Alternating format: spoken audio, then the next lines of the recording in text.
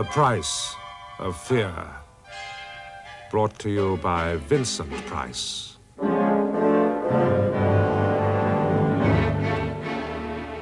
Yes, I remember Adelstrop, the name, because one afternoon of heat, the express train drew up there unwontedly.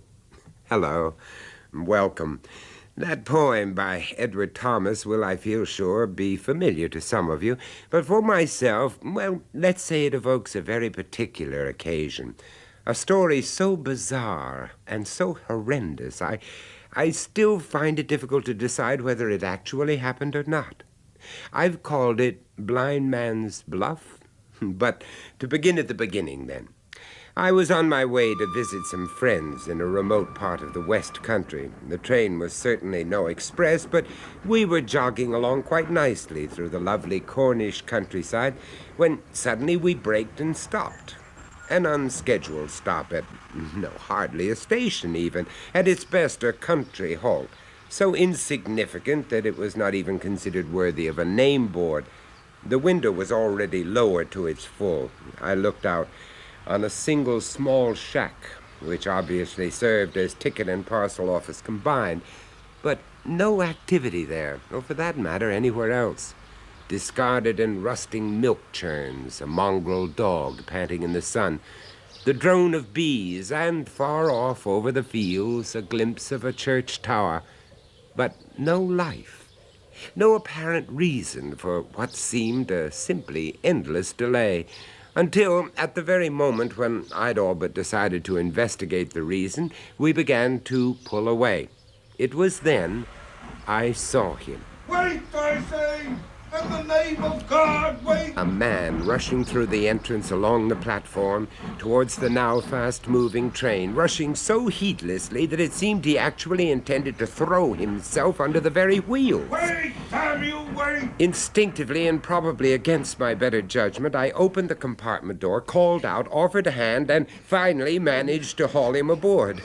But it wasn't until I'd subsided into my seat directly opposite my rescued companion that I realized how truly foolhardy we had both been.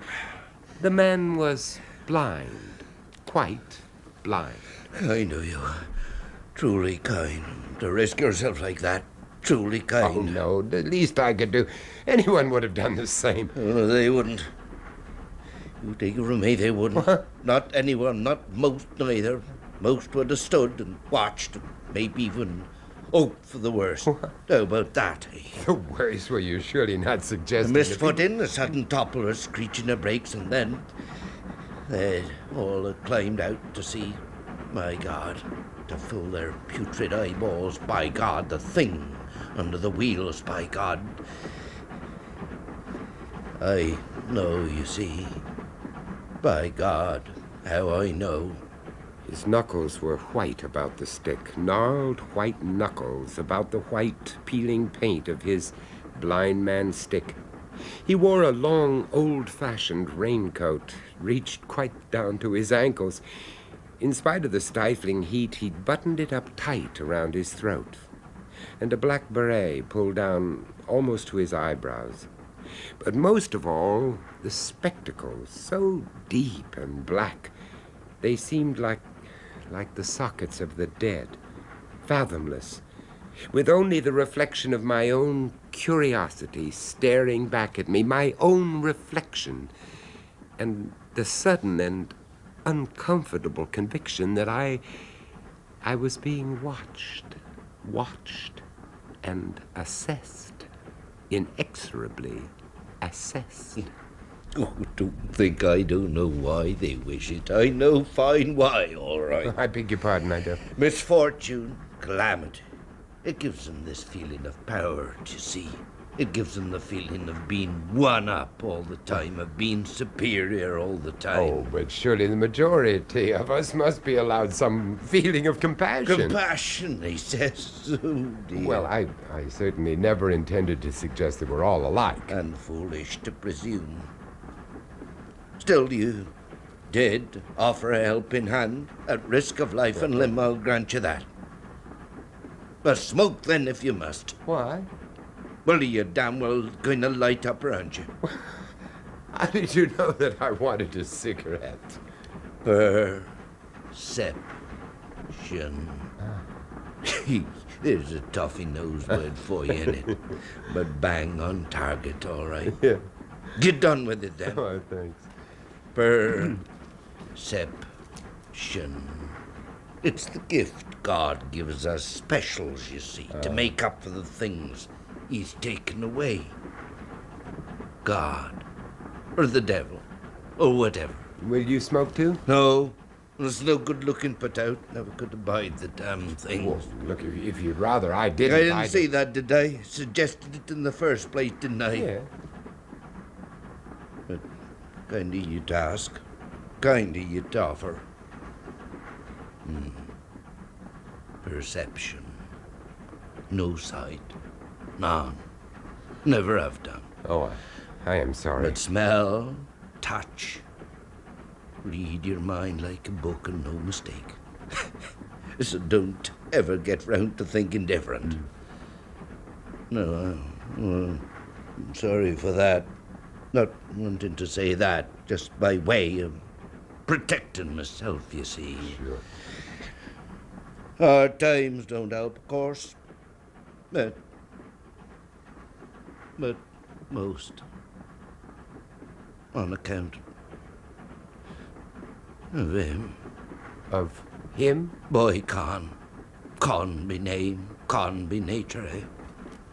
Never told him to his face, of course. It would have been the end of me to tell it to his face. The blind man's knuckles tightened about the handle of his stick again. But a sudden tautness about the shoulders, too, a feeling of violence, so suppressed, so pent. I hesitated to ask the next question, but there was no need. Again, he anticipated me. Read you like a book. But I told you that once already, and I... Yes, you have. Con. Don't think about him anymore. Not a thing to be thought about, you see. Your friend, then? No friend. Never a friend. Oh, time passing and all, begins to wonder if he wasn't sent. A means, maybe, a means of getting me own back. Revenge? People, the world, the way it was decided for me. Happy once, before Con. Mother, home, just a small farm worker's cottage, only home I'd ever known. Familiar to me, you see. Familiar as the back of this hand. Important, that, knowing it's every corner, every stair. The way every stick of furniture was arranged, and her never changing anything around. Give you a feeling of security I couldn't have found nowhere else. She gave me that. My mother gave me that.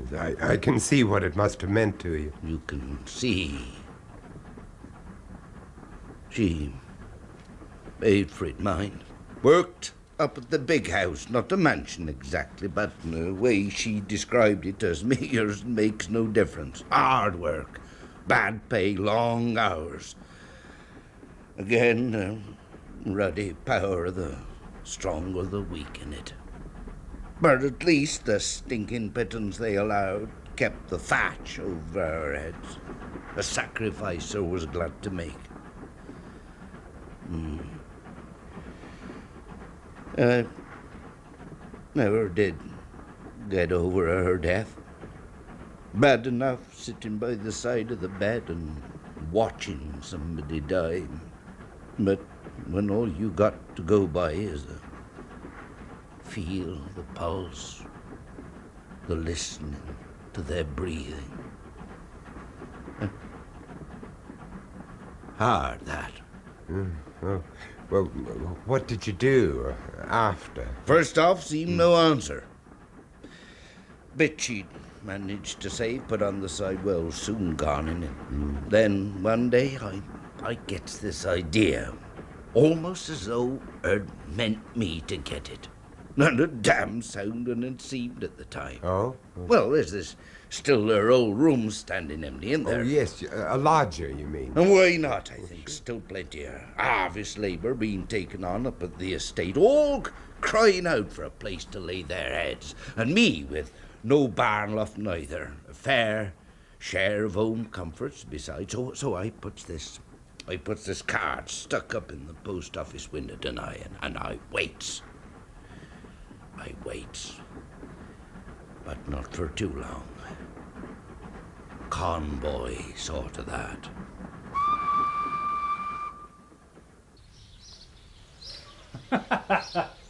Home from home, he has the ruddy gall to call it. This was my mother's room. Yeah, we still don't make it a suite at the Waldorf, do it? Yeah, junk. You What? never see such junk. Please, be careful. Oh, not to worry. Can always have it written in the lease, can't we? Some kind of inventory, did you ever get round to your actual inventory, Pops? Oh, dear, oh, dear. Oh, well, there's one little item we won't have to be worrying our heads about. Please, In the name of God, let's have this window open. The whole ruddy place stinks of mothballs. Oh. You could make some changes. Yeah. The room would be yours, so you've been entitled to make some changes. Yeah, there'll be some changes, all right. If you think the rent too high, we could discuss... Look, the asking price can wait. But there would be changes, yes. Changes, all right. I see.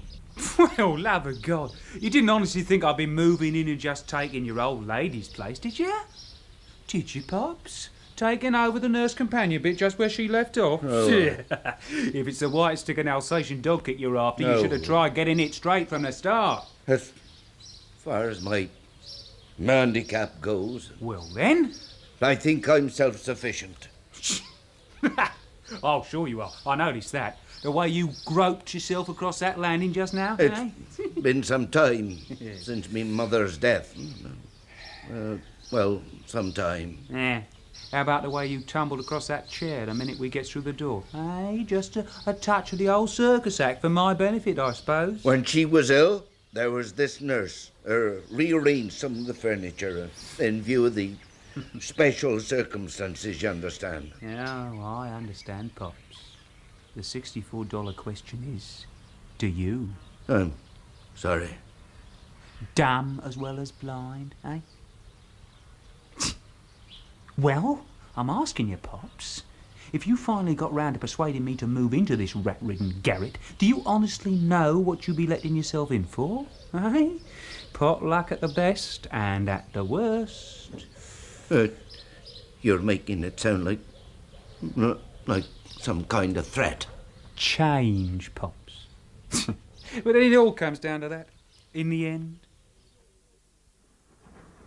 But you still agreed to take him? Not at first, but the weeks passed. There were no other offers. Oh. They took the card from the post office window. The people up at the big house were getting pressing.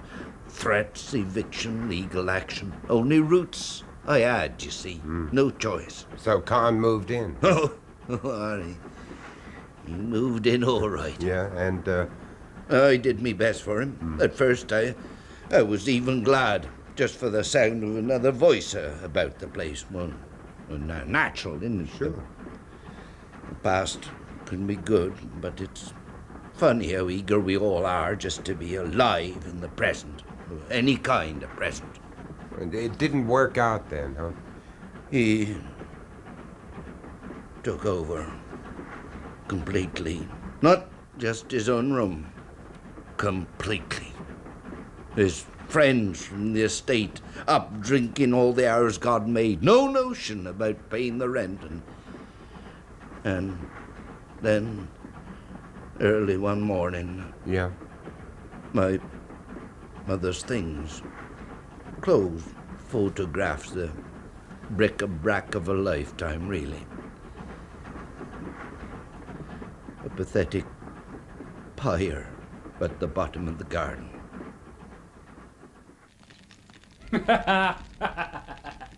You ruddy what? Stink pops. That's all you got going here. Well then, Oh, blind as a rotten mole, maybe, but can't you smell the stench of her, eh? Enough to drive the starlings off the trees, innit? Innit, though, eh? Stink and pus and a maggot-ridden old biddy's garbage. That's all we've got here. You no right, Con. No right? Whose bleeding nostrils have they been getting up every hour of the day and night, eh? Look, space to expand, you see, Pops. That's what Con needs. I'm never going to get it with this ragbag of mildew cluttering up the place now, was he? You could have asked. Oh, go on. So it's asking terms we're after now, is it? Yes, sir, no, sir. 3 bags full, sir, now, is it? If you just asked first, I could have moved them, couldn't I? Somewhere out of your way. So look at it this way, my dear old Molly. Convoy's saving you all that extra trouble, isn't he, eh? I'll tell you something funny, though. A couple of weeks back, I damn well goes putting myself out trying to sell the stuff. You tried to sell my mother's... Well, of course. That shark of a scrap dealer the other side of the village. You had no right. Oh, back to rights again, are we? None! Now, go easy, Molly. Oh, unless you'd like to join the pyre, that is. Oh, right, old scarecrow you'd make of it. Fancy your Guy Fawkes a bit early then this year, eh, Pops? They were hers, damn you. Yes, so now they're hers again, ain't they? Ashes to ashes, all that garbage, eh? You should be hanging out the flags, Molly. Really, you should. Doing you a favour, convoy is. I mean, to say better than settling for a feast day for them moths now, ain't it? And what about them tarty little cherubs up there, ruddy green with envy when Mumsy gets all this nice new drag through the post? Why, Con? Why? Oh, kicks. Pleasure. Yeah. You haven't got a clue in what I'm getting at, have you? Something you're never going to get round to, Molly. Oh, like tonight, for instance, me and my mates, regular old booze up my place, Pops, round about 8. Make yourself a bit scarcish, you will do that, won't you, Molly, with Con doing the asking? Always depend on blind old Molly when it's Con doing the asking? Oh, the fire's nearly out, nothing left to save. Oh, you could always try spitting into the wind.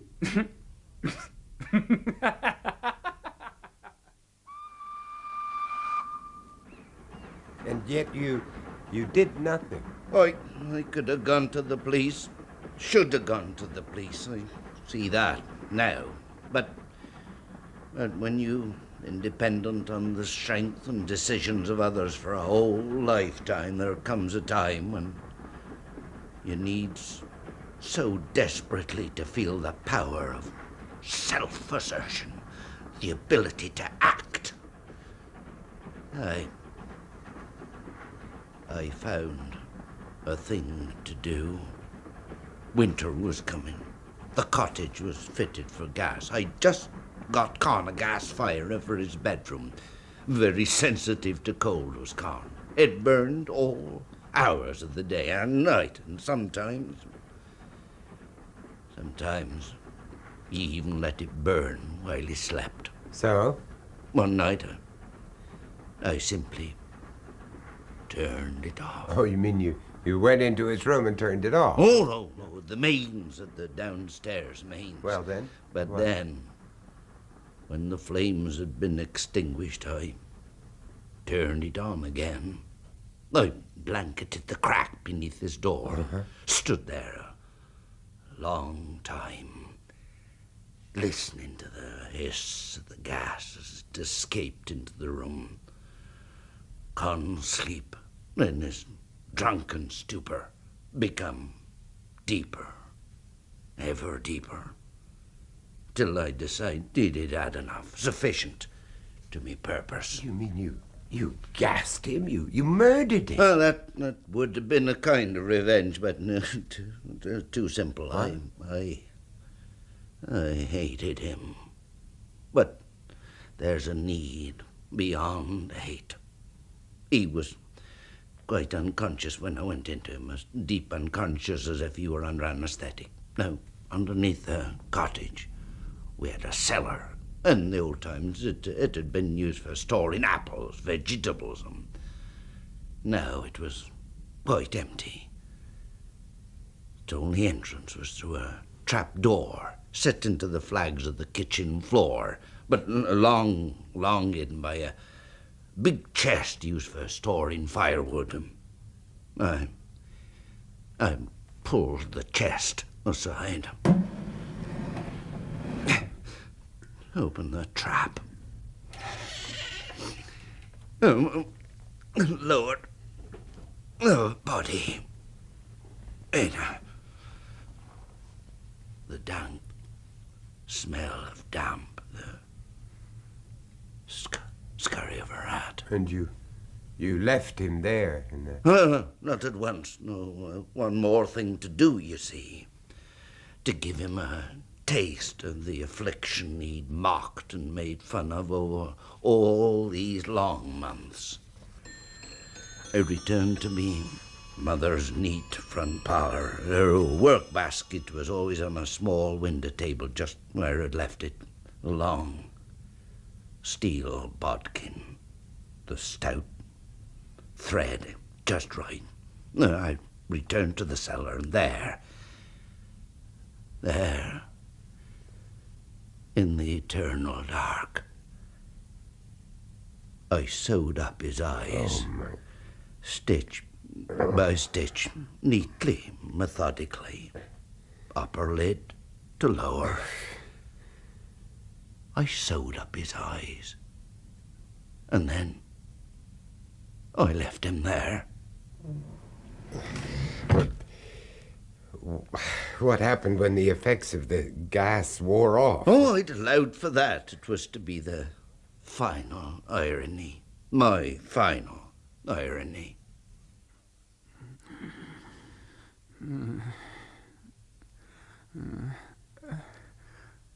Where am I? Where? It's not my room. Light, damn you! Light. There isn't any lights. It's all dark. My eyes. Name of Jesus, eyes. Tight, closed, stuck, tied, knotted, sewn up. No. Help! In the name of Christ, help! Somebody! Out! I must get out! Let me out!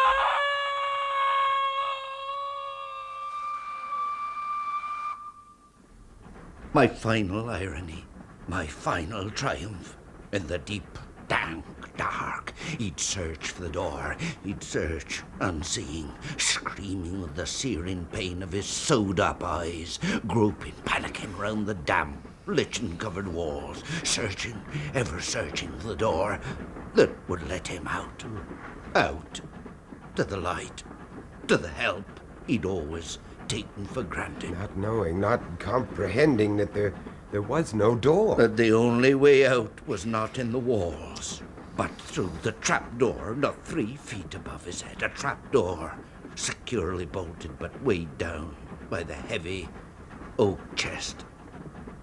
I left that night, and I never went back. But they'd be bound to miss him. I mean, up at the estate. Over a few days they'd miss him, but he was only a traveling casual labor. They come and went at will. For a few days they'd miss him, then they'd forget. He was only worth forgetting. The train had stopped at a small halt. The blind man pulled himself to his feet.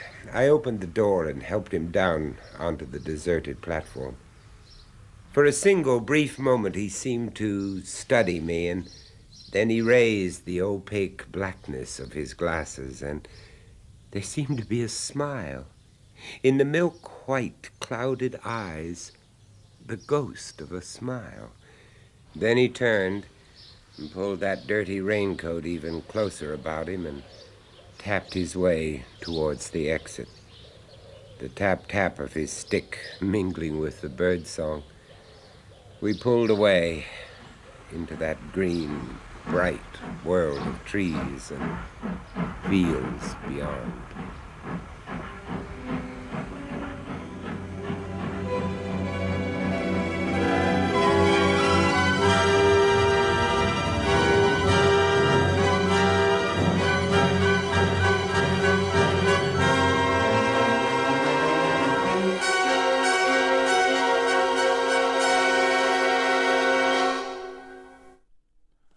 And we'll be giving Vincent Price a rest next week as we bring in his sinister substitute, the Man in Black, when Mark Gatiss returns with the tale of a lost soul offered hope, but with a sinister price attached.